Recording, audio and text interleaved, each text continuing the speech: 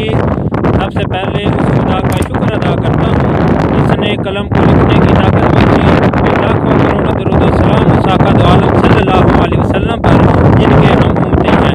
आज मैं सबसे पहले नबी पाक सल्लल्लाहु अलैहि वसल्लम का एक फरमान आपके सामने रख रहा हूँ।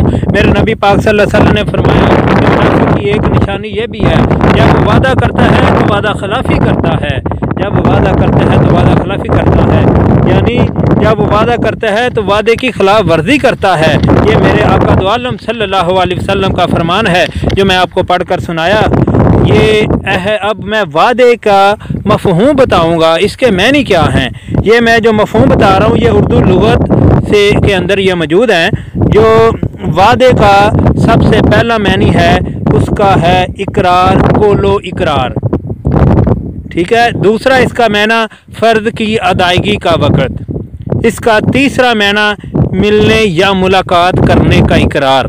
ये मैं आपको वादे का मैनी बता रहा हूँ। और जो सबसे आखिरी चौथा मैना इस डिक्शनरी के अंदर लिखा हुआ है वो ये है मौत का वक़्त या मरने का दिन, उसको भी वादा कहते हैं। ये वादे के ज़मरे में आता है। तो आज जो मेरी गुफ्तगू है वो वादे के चौथे नंबर का जो मैनी है उसके ऊपर मैं करूँगा।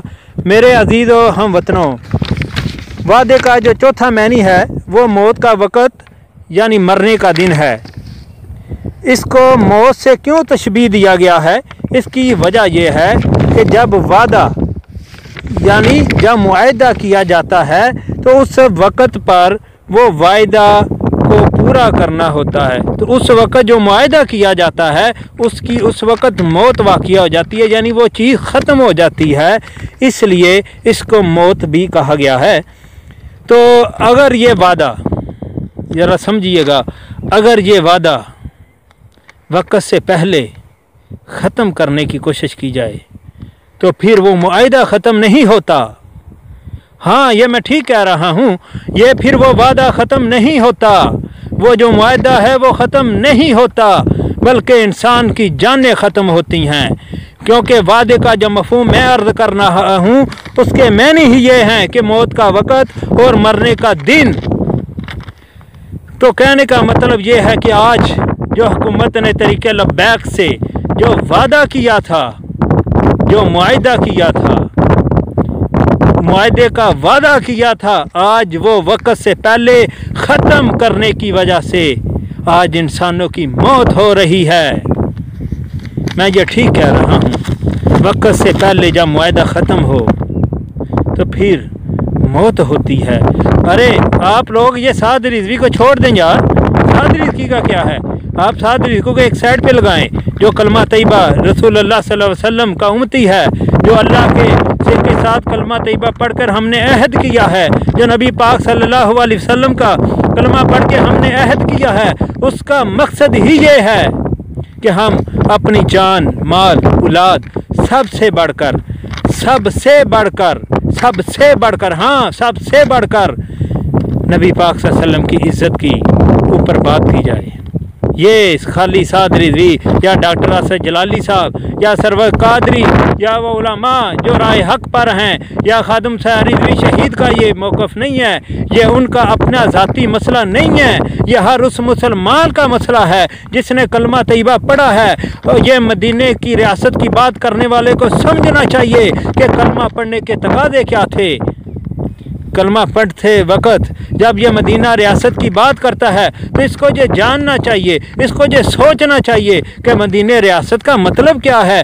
जो तुमने कलमा पढ़ा, जो हमने कलमा पढ़ा, जो साद रिज़वी ने पढ़ा, जो खादम साहब रिज़वी ने कलमा पढ़ा, जो इस पाकिस्तान के बल्कि इस पूरी कायनात के मुसलमानों ने पढ़ा, उन सब के नज़दीक नबी पाक सल्लल्लाहु अलैहि वसल्लम की इज़्ज़त की हिफाजत करना अपनी जानों से बढ़कर, अपनी औलाद से, ये मेरे नबी पाक की हदीस है जिसका मफ़हूम है वो बंदा उस वक़्त तक मोमिन नहीं हो सकता जब तक वो अपनी माल, जान, औलाद से बढ़कर मुझसे मोहब्बत नहीं करता। ये क्या मोहब्बत के हैं तकाज़े, ये देखो मोहब्बत के तकाज़े। आज रियासत मदीना की बात करने वाले, देख तू अपनी गुंडागर्दी और देख ये कलमे का हद। ये मैं कहता हूँ ये कलमा पढ़ने का जो अहद तुमने कलमा पढ़कर अपने रब से अपने रसूल से किया था, कम से कम उस अहद की ही पासदारी कर लेता, मगर नहीं। अफसोस दर अफसोस उस कलमे की पढ़ने का भी हक अदा नहीं कर रहे हम। आज हम मुख्तलिफ फिरकों में बट गए। आज हम इसको भी नारे लब्बैक के नारे को भी सियासत का रंग दे दिया गया। आज डॉक्टर असरत जलाली को इससे पहले जब कैदोबंद की सख्तियाँ झेलनी पड़ी, उस वक़्त भी हक की आवाज़ को दबाने की कोशिश की गई, मगर हक कभी दबता नहीं। हक की ये एक खसूसियात होती है कि जब वो उसको दबाया जाता है तो और उभर के सामने आता है। आज आप देखें साद रिजवी के उस मौक़िफ़ को जो मायदा हुकूमत ने किया था, उसको ख़त्म करने के लिए कैसा हथकंडा इस्तेमाल किया गया।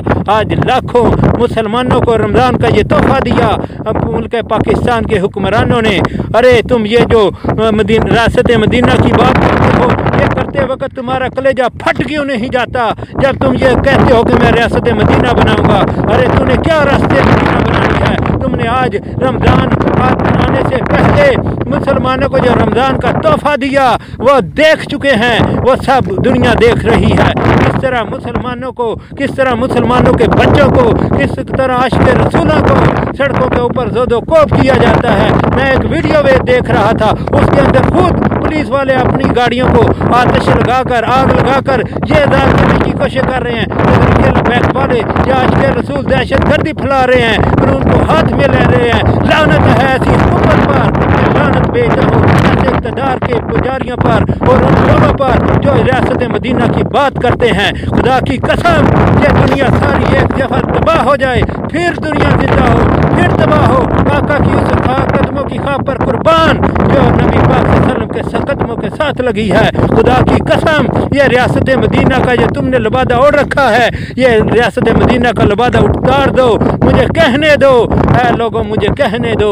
ये जो रियासत मदीना की बात करता है, ये ज़बान से कुछ दिल में कुछ, यही मुनाफिक की निशानी है। मेरे नबी का फरमान है, जिसने वादा खिलाफी की वो मुनाफिक। तुम मुनाफिक हो, तुम खुदा की कसम मुनाफिक हो, तुम मुनाफिक हो। हाँ मुनाफिक हो। खुदा की कसम आज तेरे इस साद रिजवी के उस मायदे को ख़त्म करने के लिए तुमने जो हथकंडा इस्तेमाल किया, जो नबी पाक को, अरे तू सफ़ीर क्या पूरी कायनात को आग लग जाए, पूरा पाकिस्तान आग में चला जाए, आतिश ज़दा हो जाए, कोई परवाह नहीं है। आका की उस इज़्ज़त की खातिर तूने एक सफ़ीर निकालने के लिए इतना टाइम लगा दिया, और तुम्हें वो अपने मुसलमानों की वो तारीख़ याद नहीं। 14वीं खलीफा सुल्तान अब्दुल हमीद गोल का वो सुल्तान अब्दुल हमीद की वो बात याद कर, जब फ्रांस के अंदर ड्रामा बना था, नबी पाक के लिए ड्रामा बनाया गया। उस वक्त सुल्तान खलीफा अब्दुल हमीद 14वीं खलीफा था, वो सल्तनत उस्मानिया का, जिसने ऐलान किया फ्रांस के